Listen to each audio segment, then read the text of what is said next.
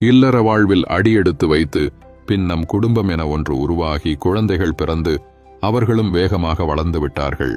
பள்ளி கல்லூரி என அவர்களுக்கு பிடித்த கல்வியை கற்று அவர்களது எதிர்காலத்தை அவர்களே தீர்மானிக்கும் நிலைக்கும் வந்துவிட்டார்கள்.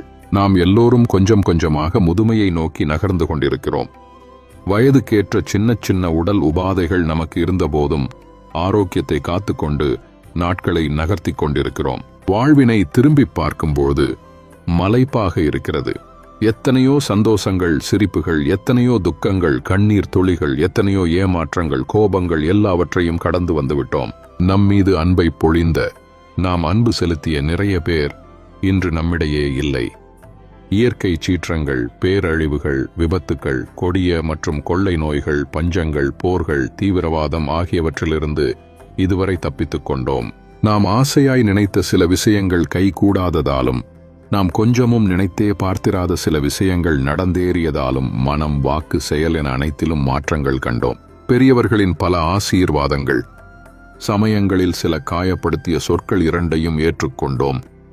யாரெல்லாம் நம்மை உண்மையாய் நேசிப்பவர்கள், யாரெல்லாம் உள்ளொன்று வைத்து வெளியில் ஒன்று பேசுபவர்கள், யாரெல்லாம் பாசமாய் இருப்பது போல நடிப்பவர்கள் என்பதை சற்று தாமதமாக என்றாலும் கண்டுகொண்டோம். சில நண்பர்கள், சில உறவுகள் பிரிந்து போனதையும், சில நண்பர்கள், சில உறவுகள் நம்மை மறந்து போனதையும் வேறு வழியின்றி இயல்பாய் எடுத்துக்கொண்டோம்.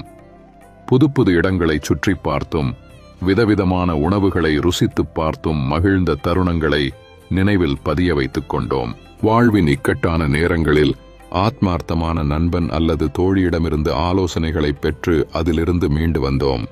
வேறு வேறு இடங்களில் வேறு வேறு மனிதர்களுடன் வேறு வேறு சூழ்நிலைகளில் பழகி நிறைய அனுபவங்களை சேகரித்துக் கொண்டோம். பிறந்த நாள், திருமண நாள், சுப நிகழ்வுகள், விழாக்கள், புதுவருடம் போன்ற விசேஷ தினங்கள் மற்றும் பண்டிகை நாட்களில் கூடி மகிழ்ந்தோம். பணம் மட்டுமே வாழ்க்கை இல்லை என அறிந்து கொண்டோம். பணம், பட்டம், பதவி, புகழ், வீடு, தோட்டம், நகை, கார், சொத்து, சுகம், உறவுகள் என எதுவும் நம்முடன் கடைசி வரை வரப்போவதில்லை என புரிந்து கொண்டோம். நிம்மதியை வெளியில் தேடி பயனில்லை, அது நமக்குள்ளேதான் இருக்கிறது என்று தெரிந்து கொண்டோம். எல்லாவற்றையும் மன்னித்து விடவும் சிலவற்றையாவது மறந்துவிடவும் கற்றுக்கொண்டோம். எல்லாமும் கடந்து போகும் எனவும் எதுவும் நிரந்தரமில்லை எனவும் புரிந்து கொண்டோம். புத்தகங்களை வாசிப்பதும், இயற்கையை ரசிப்பதும், இனிய இசை கேட்பதும், இறைவனிடம் பிரார்த்திப்பதும் மனதுக்கு ஆறுதலான விஷயங்கள். காலம் எல்லா காயங்களையும் ஆற்றும். உங்களுடைய அனுபவங்களை கமெண்டில் பகிர்ந்து கொள்ளுங்கள். வாழ்க வளமுடன்.